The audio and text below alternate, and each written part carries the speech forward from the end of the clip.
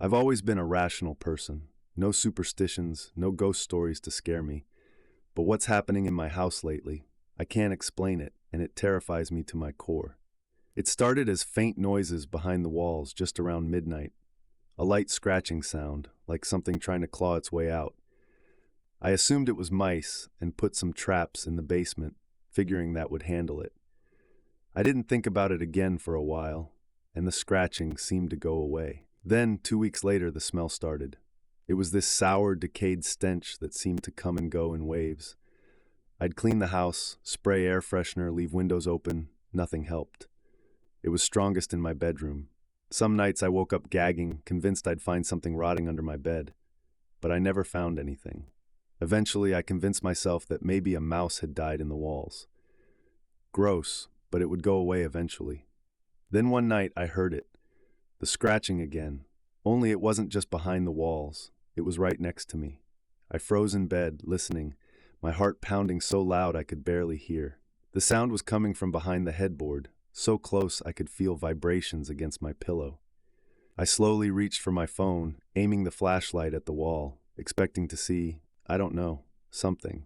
But there was nothing there, just the wall, blank and undisturbed. It got worse after that. I started waking up with scratches on my arms and legs, thin red lines that stung but faded by morning. I tried reasoning it away. I was scratching myself in my sleep, or it was an allergy. But then one night I felt the weight. Something pressed down on the edge of my bed. I was awake, paralyzed with fear, feeling the mattress sink down as if someone were slowly lowering themselves to sit at my feet. I didn't dare move, didn't even breathe. My eyes were locked on the ceiling, praying it was just my imagination. But then I heard it. A low, raspy whisper right in my ear let me out.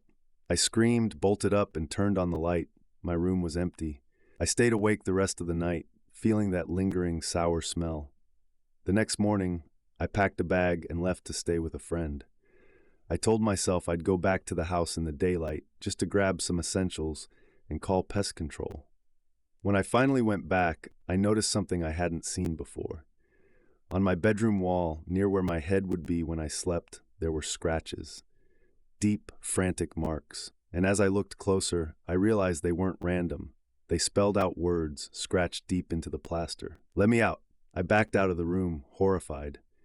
I knew I couldn't stay another night, but just as I was about to turn and run, I felt a strange compulsion. I reached out and, almost without thinking, pressed my hand against the wall where the words were carved. To my shock, the wall caved in, soft and hollow. Inside, there was a dark cavity, and I shone my flashlight in, expecting dust and debris. But instead, I found something that made my blood run cold. A mirror. It was positioned right behind the plaster, the glass smudged and dirty. But through the grime, I could see something, a shadowy figure standing in the reflection. I blinked, and the figure raised its hand, mirroring my movements, except it wasn't me.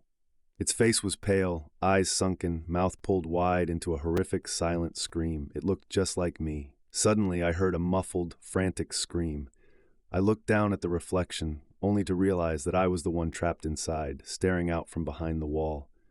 The me, standing in the room, only grinned, backing away. I clawed at the glass, screaming, but it was useless. From the other side, my own face stared back, lips curling up in a wicked smile, mouthing one final word to me before turning off the light. Goodbye.